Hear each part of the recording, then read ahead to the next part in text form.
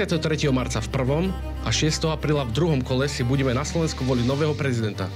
Prezidentka Zuzana Čaputová sa rozhodla nekandidovať a my preto budeme mať novú hlavu štátu. Aký bude nový prezident?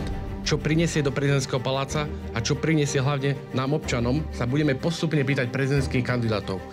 Na prvého tu chcem privítať u nás v Martine právnika, bývalého trestného sudcu, predsedu Najvyššieho súdu, podpredsedu vlády a ministra spravodlivosti, pána doktora Štefana Harabina. Pán Harabin, vitajte. Ďakujem za pozvanie. Musím vás trošku upozorniť. To som sa chcel opýtať. Bývalý trestný sudca, ale trestný sudca, lebo mám prerušený výkon funkcie sudcu. Tak sa potom v tom prípade ospravedlňujem. Ale takisto mi to bude vyhovovať, lebo budeme mať otázky aj na túto tému. Ako trestný sudca sa tomu asi musíte veľmi dobre rozumieť. Ale skúsime tak neformálne. Chodívate často do Martina, poznáte mesto Martin. Viete, čo tu je také zaujímavé? Tu sídli Matica Slovenska, tak ako... A to sme sa nedohodli, ja som čakal, keď to poviete. Už toho titulu je Martin dôležitý pre Slovensko a mnohé významné udalosti sa tu udiali, takže Martin navštevujem, ako pokiaľ ide o mesta, keby som to prirovnával k iným miestam, tak najčastejšie na Slovensku. No, tak to ďakujeme veľmi pekne. Posledne som tu bol, keď bola spomienka na generála Lučanského na cintoríne. Áno. Takže poďme postupne na to. V predchádzajúcich voľbách ste skončili tretí so ziskom 14,35% hlasov. Ale ako teraz vnímate aktuálnu kandidatúru? V čom bude iná a prečo si myslíte, že práve teraz by to mohlo výsť? Pozrite, za 5 rokov došlo k určitým novým posunom na domácej politickej scéne, ale aj európsko-svetovej. Aj v aktivitách alebo činnosti samotnej Európskej únie, alebo aj NATO a konkrétne myslím na udalosti viažúce sa k Ukrajine, špeciálnej vojenskej operácie. Čiže... V zahraničnej politike sa ešte dostaneme, ale rozumiem, čo chcete povedať? No, tak ak vy už mierite na to, že ako posudzujem svoje ambície, tak ja si myslím, že veľmi dobre a dá sa povedať, že som silným národným kandidátom a na národno-vlasteneckej platforme jediným. Pred 5 rokmi som mal takmer 5%. Už vtedy som bol rozhodným zastancom rodiny, zastancom mierovej zahraničnej politiky, zastancom dodržiavania práva, právneho platného stavu, ústavy a medzinárodných zmluv. Veď sa pamätáte, pred 5 rokmi som práve otvoril otázku Istanbulského dohovoru, som robil právnu analýzu, pretože to je jeden z medzinárodných dokumentov, ktorý likviduje našu rodinu a práve cestou sorošovských mimovládiek sa snaží útočiť na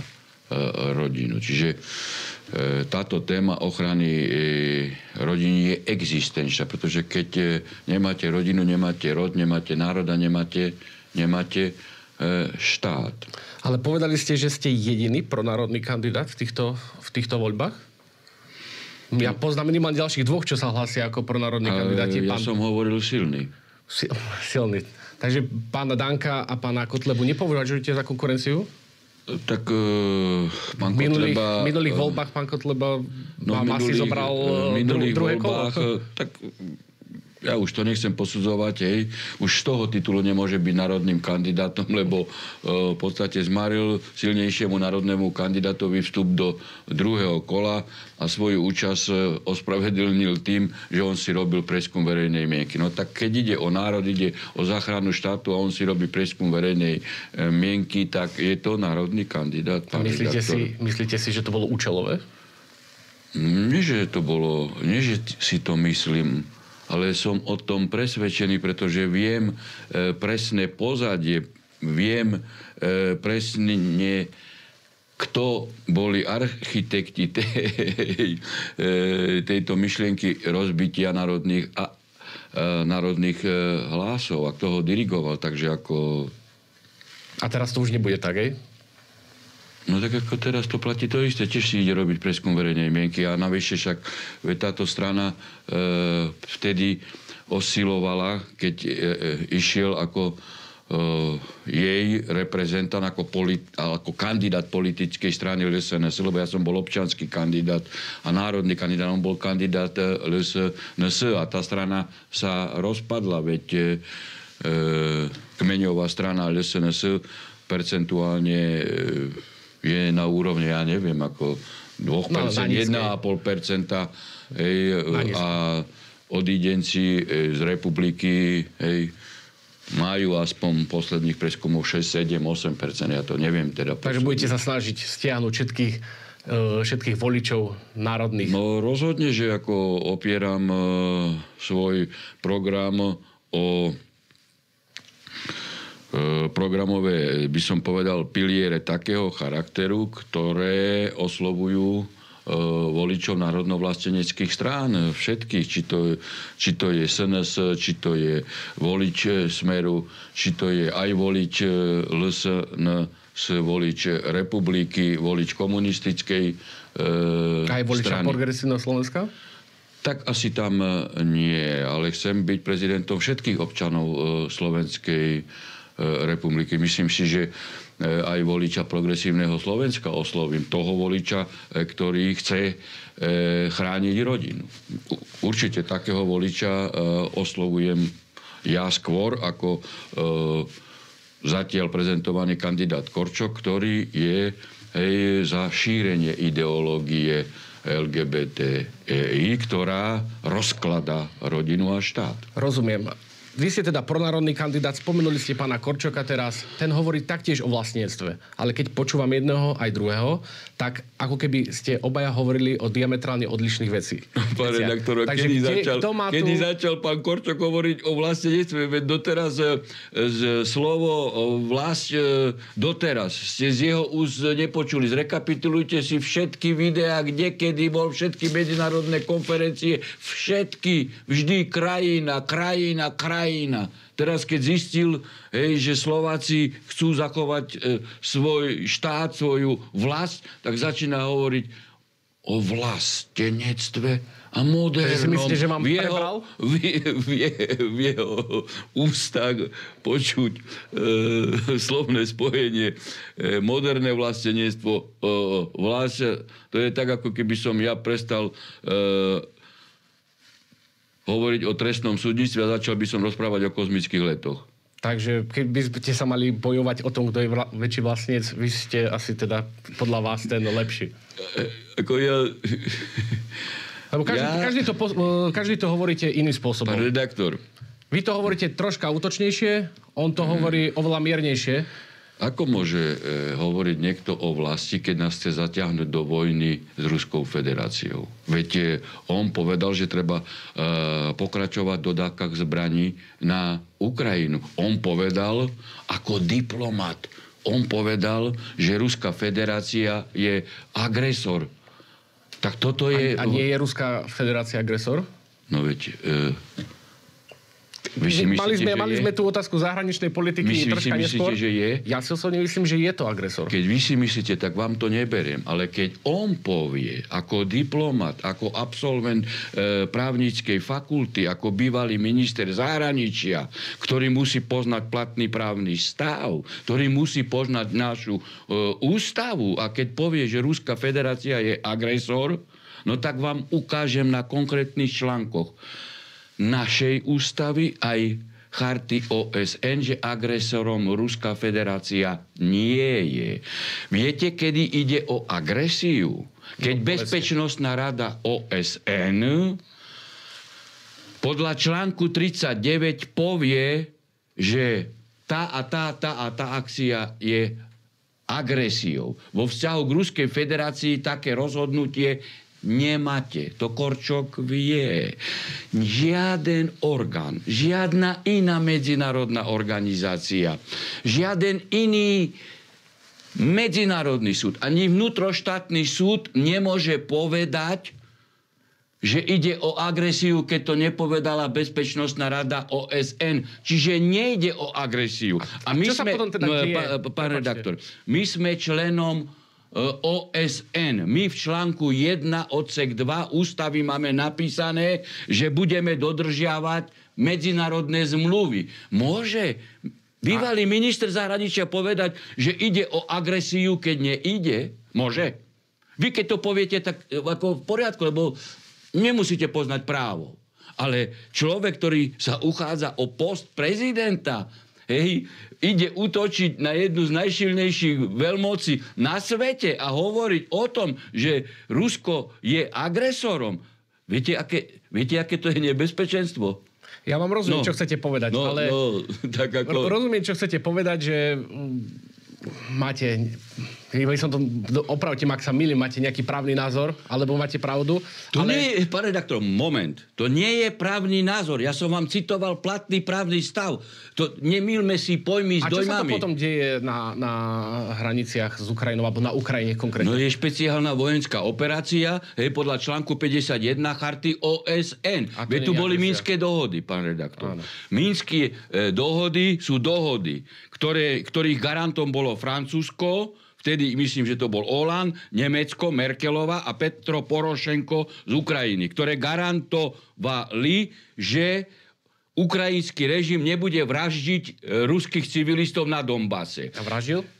Vyše 14 000 je žien, detí, starcov. A je to niekde potvrdené, alebo... No máte tisíc dôkazov na to, máte hroby... Tam boli na tej kontrole, tak z toho nič nevyšlo. Ale kto boli na kontrole? Anglosasi? Čiže tieto Minské dohody schválila Bezpečnostná rada OSN. Čiže sa stali súčasťou medzinárodného práva. Áno. A keď sa stali súčasťou a ľudia boli zabíjani a ruskí občania a boli... Veď Merkelová a Hollande priznali sami, že Minské dohody podpísali nie preto, aby ich dodržiavali, ale aby vyzbrojili Ukrajincov proti Rusku. Veď to sami priznali, veď to sú verejné vyhlásenia. Čiže Rusko... Myslíte, že by Ukrajina napadla Rusko? No áno, veď ak oni to... ale veď to bolo pripravované. Neusmievajte sa. Tak preto tak ako ja chcem mohli počuť, keď naše mainstreamové médiá klamú. Oni doteraz ešte hovoria, že Ukrajina vyhráva. To ako keď Goebbels pred skončením druhej svetovej vojny v Berlíne kričal, že vyhrávame a Červená armáda už bola v centre Berlína. Tak ako môžete vedieť? No tak ako treba zhromažďovať informácie a získavať nielen z našich mainstreamových novín, ale aj si pozrite ruské, francúzske, aj samotné grécke, americké, ruské médiá, tak zistíte, že aký je stav. Však oni sa priznali, tým pádom Rusi majú právo na obranu. Čo mali čakať, aby Ukrajinci ich napadli? Myslím si, že... No, tak ako nechajme túto tému. Ešte jednu otázku sa vás opýta na tú tému a posunieme sa ďalej, lebo ma to zaujíma, keďže ste právnik. Tak čo potom znamená tá budapešťanská dohoda z 94. To je neplatný dokument?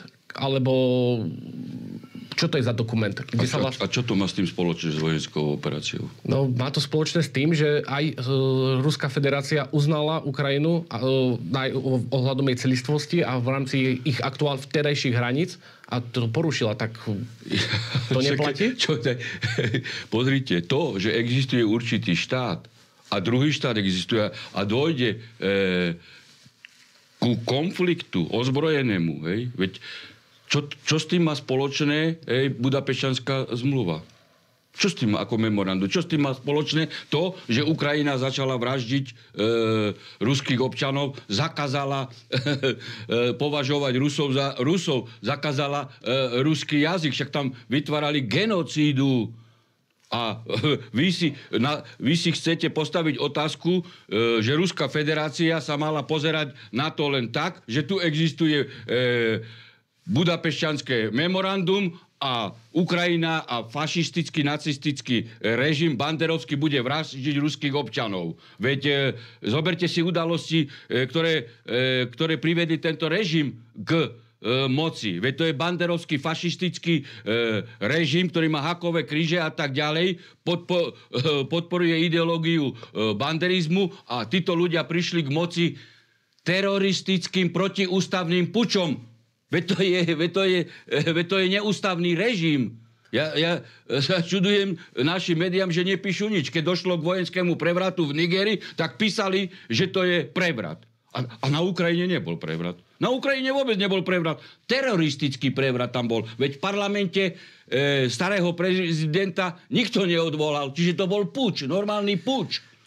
Právne. Ja vás dobre počúvam a snažím sa aj vnímať a myslím si, že o tom, keď si teraz spomenuli, že Ukrajina je fašistická krajina, že tam majú nejaké symboly. Ja hovorím, režim je banderovský. Ja nehovorím, že Ukrajina ani Ukrajinci, že sú všetci banderovci. Tento režim prišiel neústavným teroristickým pučom k moci a ten realizuje banderovskú fašistickú politiku. A preto Ruská federácia aj v zmysle konkrétnych článkov OSN ako právny nástupca Sovietskeho zväzu, tam sú konkrétne články, si pozrite, môže kedykoľvek voči akémukoľvek štátu porazenému v druhej svetovej vojne, kde sa oživuje fašizmus, zasiahnuť. Keby také právo Ruská federácia má napríklad aj vo vzťahu k Slovensku, aj vo vzťahu k Rakúsku, aj vo vzťahu k Nemecku, lebo sú to porazené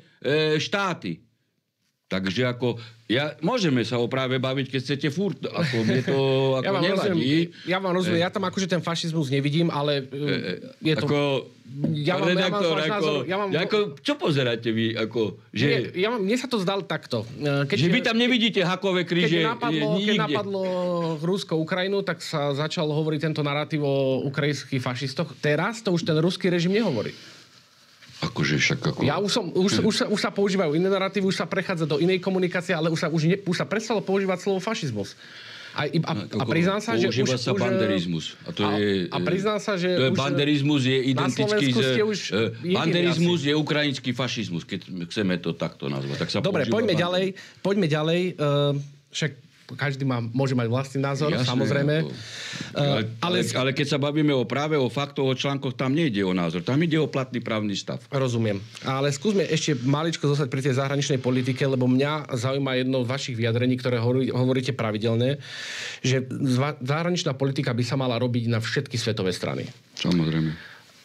Ja si osobne myslím, keď som si prečítal váš program, tak vy ju ale nerobíte ani v programovo na všetky svetové strany. Že ju robíte určite účelovo, to sa ospravedlňuje účelovo, ale vašu zahraničnú politiku v rámci vášho programu za prezidenta orientujete skôr na východ, pričom dehonestujete hlavne západ, tak ako to je robiť zahraničnú politiku na všetky 4 svetové strany?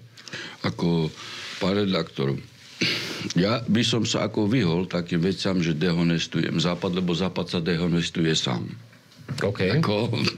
Ja ho nedehonestujem. A môžeme sa zase o tom pobaviť. Mne nevadí členstvo v Slovenskej republike v EU alebo NATO. Mne nevadí. Mne vadí to, že Európska únia sa zmilitarizovala a že je iba, by som povedal, lokajským panačikom počúvajúcim direktívy z Washingtonu. Hej? Ultraliberálnej elity a nadnárodných štruktúr. A vám poviem, na základe čoho tak usudzujem. No, skúste. Je tu platný právny stav. Je tu zmluva o EÚ, zmluva o fungovaní EÚ, Lisabonská zmluva. A v zmysle Lisabonskej zmluvy každý členský štát má právo veta. Každá medzinárodná organizácia, aj EÚ, aj NATO, musí vychádzať, právne je to tak, z charty OSN. Čiže chcem povedať, že charta OSN to je dokument, ktorý je ústavou pre ostatné organizácie. To je článok 103. Môžu vzniknúť, aj vznikajú, lokálne, regionálne, takou je aj EÚ. A činnosť tejto napríklad EÚ nesmie byť v rozpore s chartou OSN. Áno. No. A teraz si zoberme sankcie voči Ruskej federácii. podľa článku 39 charty OSN môžu byť uložené iba vtedy, keď rozhodne o tom Bezpečnostná rada OSN. Akákoľvek sankcia, či vojenská, či ekonomická, či finančná, či politická, či personálna. Charta OSN nerozhodla o sankciách proti Ruskej federácii. Takže podľa vás sú neplatné tie sankcie. Nie, že podľa mňa, pane redaktor, jak podľa mňa? Prečo podľa mňa? Lebo ja neviem, lebo celý svet dodržuje tie celý sankcie. svet, ako vy tak hovoríte, že mne by sa vrah bránil. Všetci vraždili, tak aj ja som vraždil, tak ma oslobodte. No počkajte, vám hovorím, nerozhodla. To znamená, Európska únia v rozpore s chartou OSN, v rozpore so svojimi zmluvami o svojej existencii uvalila sankcie. A to nie je možné. Ja ako sudca predsa nemôžem tolerovať to, že sa nedodržiavajú samotné zmluvy. Lebo keď toto robíte, tak potom občania prestanú platiť dane. Povedia, veď elity v Bruseli sami porušujú zmluvy. Tak to nejde. To nejde. A ďalšia vec je, skúsme ešte, ak vás môžem poprosiť, lebo ten druhý program, alebo v tom vašom volebnom programe už druhý nadpis. Hneď ten nadpis je Slnko zo západu, aby som to presypal, Slnko zo západu odchádza. No, už to, že tá zahraničná politika na 4 svetové strany už nedáva zmysel, keď už hneď na začiatku úvodu svojho volebného programu... Tak vám to vysvetlím. Ako nevytrhávajte z kontextu, lebo potom treba prečítať celé. Tak ako ja vám to vysvetlím. A ste mi nedovolili dokončiť. Nech sa páči. Čiže ja som za zachovanie nášho členstva, ale za situácie, že sa budú dodržiavať zmluvy. Keď sa nebudú dodržiavať zmluvy, no tak nám neostáva nič iné len z takého spolku, ktorý už ekonomicky upadá, politicky upadá, vystúpiť. Ale počas existujúceho členstva Slovenskej republike nebráni nič nadväzovať vzťahy s BRICSom, Ruskom, Čínou, Indiou, Iránom, Brazíliou, nám nič v tom nebráni. To je chápanie politiky na všetky svetové strany. To neznamená, že keď sme členmi EÚ, my nemôžeme ekonomicky kooperovať s Ruskom. My sme povinní odstúpiť od lacných energií s Ruskom, ktorí boli štvornásobne lacnejšie, a kupovať od Američanov. Ako by ste vychovávali vy svoju rodinu alebo svoje deti? Vy by ste súhlasili s tým, že pôjdete radšej do obchodu kúpiť im štvornásobne drahšie potraviny, ako môžete v tomto obchode kúpiť. Toto by ste urobili ako otec. Čiže štát je povinný starať sa o svojich občanov. A práve cez úrad prezidenta sa jasne ukazuje, že činnosť prezidenta má vplyv aj na peňaženku obyvateľstva, pretože ako prezident republiky by som nikdy nedovolil, čo by i 1 cent išiel na Ukrajinu vo forme zbraní. Pretože tu sme zase pri práve. A humanitárnej pomoci aspoň áno? Počkajte. Ešte sa bavme o zbraniach. Tak poďme na zbranie. Hej. A zbranie tam môžeme dodávať? Či nemôžeme? Kto vám povedal? Tak počkajte, kto vám to zase povedal? Tak ak je v tom, čo vravíte v tom medzinárodnom práve, tak a my môžeme dodávať napadnutému, môžeme dodávať zbranie. Tuším, je to podľa charty OSN, ak sa nemýlim. Nemôžeme dodávať? Nepíše sa to tam? Pán redaktor, už som vám povedal, platí článok 1 odsek 2 ústavy, že Slovenská republika je povinná dodržiavať svoje medzinárodné záväzky. My sme signatármi aj účastníkmi celého radu medzinárodných zmluv, vrátane Wassenaarského zoskupenia vo Viedni, ktoré nám zakazuje dodávať zbranie do oblasti vojnových konfliktov. Čiže my nesmieme, pretože porušujeme tie medzinárodné záväzky a tým pádom aj našu ústavu. Preto ako prezident by som nedovolil, že by čo i len 1 cent vo forme vojenských dodávok zbraní išiel na Ukrajinu. A ďalšia vec je, zase ubližujú títo elitári, ktorí doteraz to robili našim občanom, pretože my dodávame zbranie zadarmo. A naši dôchodcovia z čoho majú žiť? Myslím si, že už teraz nedodávame zbranie? No počkajte, ale sme ale kto to zaplatí? No, zaplatí nám to NATO? Európska únia? Ale, však oni už ekonomicky krvácajú, že nemajú z čoho žiť. Ale zasa sme im neposielali nejaké nové zbranie. Ale veď všetko stojí peniaze. Poliaci si dali zaplatiť. My sme posielali zadarmo. Však veď to museli sme nejak kúpiť. Za nejaké peniaze. No, dali nám to Rusi, kedy si mám taký pocit, ak sa nemýlim tie zbranie. A čo myslíte, že sme nezaplatili? Alebo čo sme... My sme náš zbraňový systém nezaplatili? No, určite niekedy raz sme Počkajte, ja sa vás pýtam, kto nám to kedy zaplatí? Kto? Myslíte tie, čo sme poslali na Ukrajinu? Áno, kto to zaplatí? A tam boli, neviem, ako to fungovalo, ale v tej forme boli nejaké preplácané cez Európsku úniu, cez NATO, boli tie zbranie Nič sme nedostali. Ani euro? Nič. OK. Takže zahraničná politika sa nerobí takým spôsobom, aby sme podporovali zabíjanie Slovanov dodávkami zbraní a v rozpore s našimi medzinárodnoprávnymi záväzkami a v rozpore s našou ústavou a ešte v rozpore s ekonomickými záujmami a ešte v rozpore s záujmami občanov, keď narastá inflácia, narastajú ceny a my kupujeme drahšie energie, ktoré sme dovtedy brali z Ruska. Tak to je aj ekonomická, aj obranná politika, aj celá zahraničná politika na všetky svetové strany. Rozumiem. Môžeme prejsť na aktuálnu politickú situáciu a teraz aktuálne rezonuje práve v piatok 26.1., dneska je sobota 27., kedy nahrávame. Parlament posunul novelu trestného zákona do druhého čítania, potom ako si schválili skrátené legislatívne konanie. Ešte predtým, než by sme sa v krátkosti dostali k tým detailom tej novely trestného zákona, sa vás chcem opýtať, či vy schvaľujete to skrátené legislatívne konanie v rámci tohto zákona. Pán redaktor, ja viem, čo je špeciálny súd, čo je špeciálna prokurátora. To sú antisystémové... Dostaneme sa. Ja skôr na to skrátené legislatívne. Nechajte na chvíľu bokom a pochopíte súvislosti. Špeciálny súd a špeciálna prokuratúra sú antisystémové, fašistické, justičné prvky, ktoré v našom právnom systéme nemajú čo hľadať. Prvý ich zavádzal Mussolini a druhý Hitler v 33. roku, keď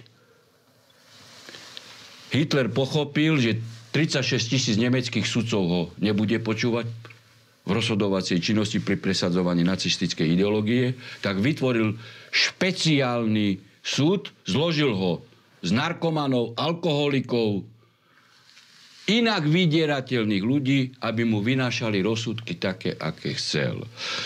Keby som bol ja premiér, pán redaktor, keby som bol ja premiér, na prvom rokovaní parlamentu po získaní dôvery je návrh na zrušenie uznesenia, ktorým bol Lipšic zvolený do funkcie špeciálneho prokurátora, pretože toto uznesenie je výsledkom trestnej činnosti organizovanej zločineckej skupiny, tých poslancov, ktorí hlasovali za a tých, ktorí mu dali bezpečnostnú previerku, pretože bezpečnostnú previerku nemohol dostať.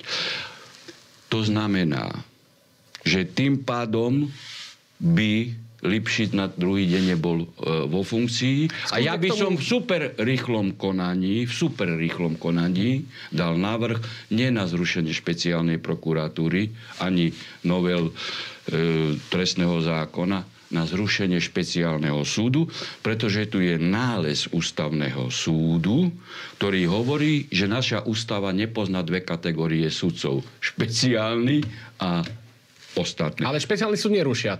No veď, ja som vám preto odpovedal. Že keby som bol ja premiér, ja by som takto konal. Takže podľa vás konajú zle, ešte by ste k tomu pridali aj špeciálny súd. Pán redaktor, poznáte justičný systém? Nepoznám justičný systém, určite tak ako vy. Tak nie je podstatné, je podstatné, ale aj keď sa robia nezákonnosti na nižších zložkách a nižších stupňoch orgánov činných v trestnom konaní, prípravnom konaní, čiže na úrovni polície, na úrovni vyšetrovania, na úrovni prokuratúry, keď sa robia nezákonnosti, je tu súd, ktorý toto musí odstrániť. Čiže najdôležitejší v tejto etape a v týchto stupňoch je súd. A súd nesmie byť fašistický, špeciálny, vydierateľný. Veď na slovenskom špecializovanom najvyššom súde je Hrubala, narkoman a alkoholik, ktorý 2-krát bol prichytený. Klemanič, alkoholik, ktorý utekal z okresného súdu z Piskanova Ves pre alkoholizmus, aby si zachránil Tárar. To sú všetko vydierateľní ľudia, ktorí vynášajú rozhodnutia na pokyn politikov. Čiže keď súd je apolitický, tak keď sú aj chyby na nižších stupňoch, tak súd ich odstráni. Preto hovorím, že odstraňovať nezákonnosti takýmto spôsobom považujem za slabosť dnešnej koalície a nerozhodnosť. Takto sa nenapráva neprávny stav na právny stav. Rozumiem. Lebo neústavnosť treba odstrániť okamžite. A preto som vám hovoril v super rýchlom konaní. Skúsim inakšie položiť tú otázku. Keby sme teda z tej novely trestného zákona vyňali špeciálnu prokuratúru, tak stále by to malo zmysel schvaľovať v skrátenom konaní? Pán redaktor, špeciálna prokuratúra nie je riešená trestným zákonom. Ale je v tej novele. V rámci tej novely... No tak ako, lebo trestný zákon je jedna vec, trestný poriadok je druhá vec. Ja neviem, čo chcete akože povedať, lebo to je ako keby ste povedali, hej, Sputnik raketa, hej, a Apollo. Trestný poriadok a trestný zákon. Takže ako, ja neviem, čo máte na mysli. Ja by som znovelizoval v super rýchlom konaní trestný zákon aj trestný poriadok vo všetkých inštitútoch a ustanoveniach, ktoré sa dotýkajú existencie špecializovaného súdu.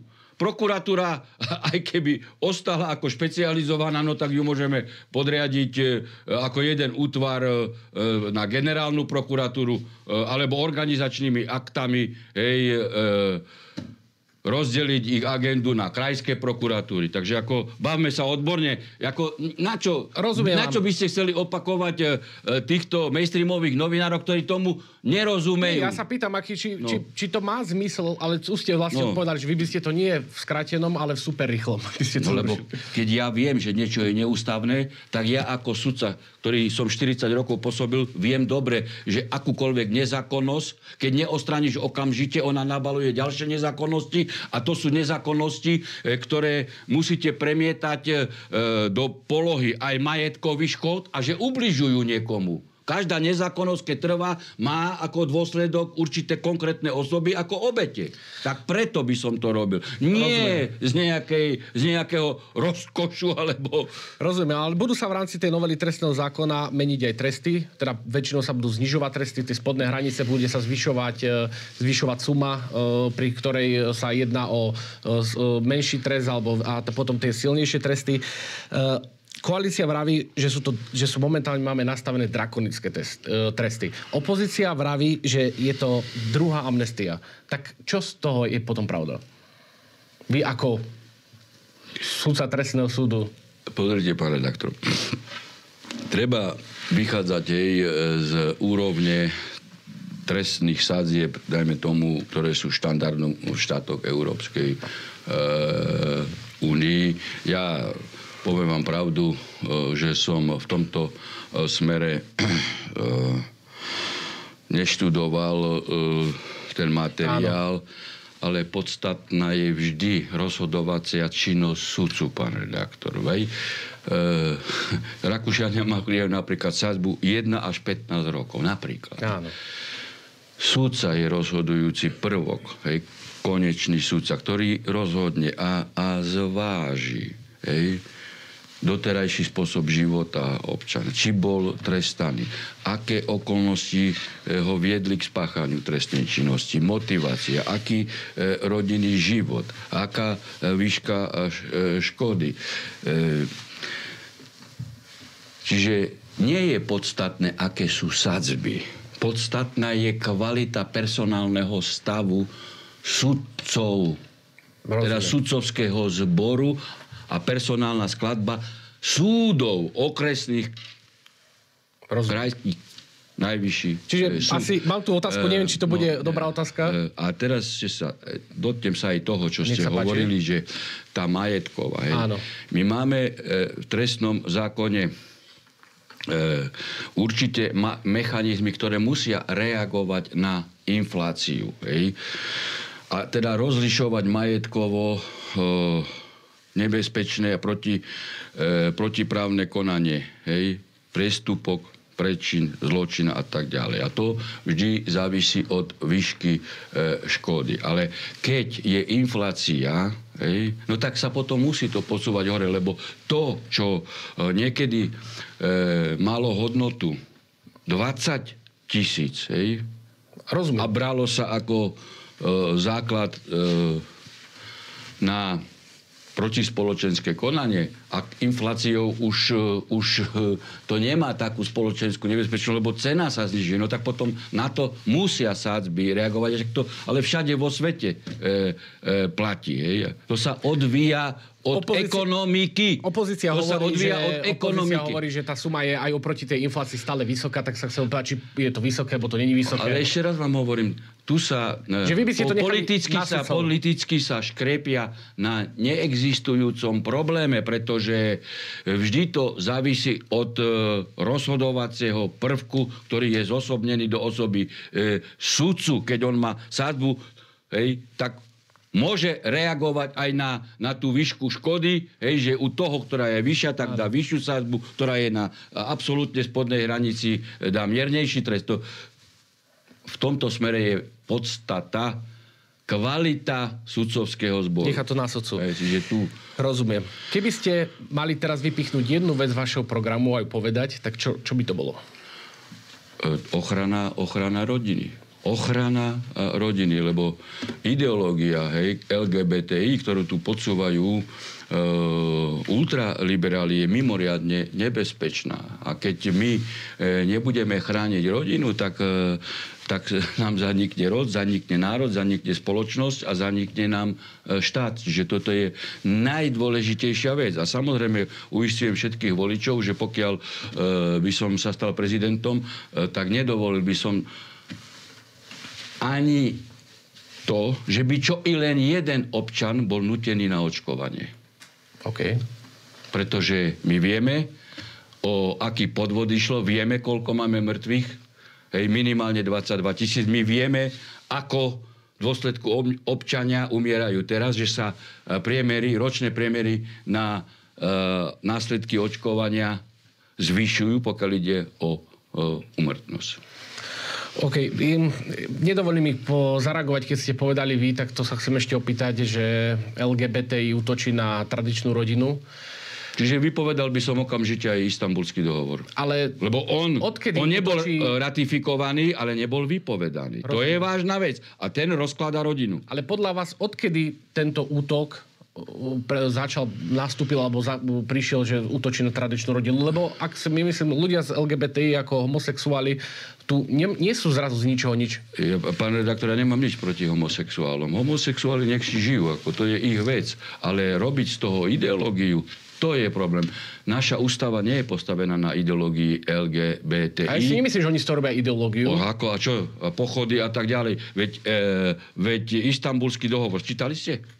Istanbulský dohovor som nečítal. No tak. Podpísala ho Žitňanská ešte 2011 a on akože sa podsúva verejnosti s obsahovým záverom, že to je dohovor o ochrane žien pred násilím, čo nie je pravda. Tam sú jasné ustanovenia šíriace ideológiu LGBTI a navyše prechádzajú funkcie štátu na mimovládne organizácie, ktoré o ničom, teda rozhodujú o všetkom a nezodpovedajú za nič. Čiže dohovor Istanbulský je škodlivý aj pre štátnosť. Preto by som ho okamžite ako prezident republiky vypovedal. Bez diskuzie, pretože bez diskuzie ho pani Žitňanská v 2011 podpísala a keď vy podpíšete určitý dohovor, je určitá etapa, ktorá ide od podpisu až potom po konečnú ratifikáciu, ale ustanovenia takého dohovoru už prenikajú do našich napríklad školských osôb, kultúrnych a tak ďalej. Čiže preto. Rozumiem. Už sme skoro v závere, takže dovolte otázku na odľahčenie. Keby sa malo znova rozhodovať o tom, že či by bolo hlavné mesto Bratislava, alebo mali by ste na výber Bratislavu, Martin, tak za ktoré mesto by ste hlasovali? No tak pozrite, ja som odľahčený furt. Kedy si sa to hovoril, lebo kedy si veľmi dávno sa rozmýšľalo o tom, že by aj mohlo byť hlavné mesto Martin. Ale ja som vám odpovedal, že Martin mám rád, čiže som odpovedal už vám v tejto predchádzajúcej úvodnej časti. Tak možno raz budeme, hlavné mesto. Niekedy. A posledná otázka. Keby by Štefan Harabin nekandidoval za prezidenta, komu by posunul z aktuálnych kandidátov svoj hlas? No pozrite, tak určite keby sa vyprofiloval nejaký národný kandidát liberálom alebo ultraliberálom, Pellegrinimu a Korčokovi určite nie. Momentálne tam nevidíte nejakého, ktorý by... Hovorím, že na národnovlastneneckému, tak zatiaľ vidím tam len pána Danka. Rozumiem. Ja veľmi pekne ďakujem za rozhovor, pán Harabin. A ja.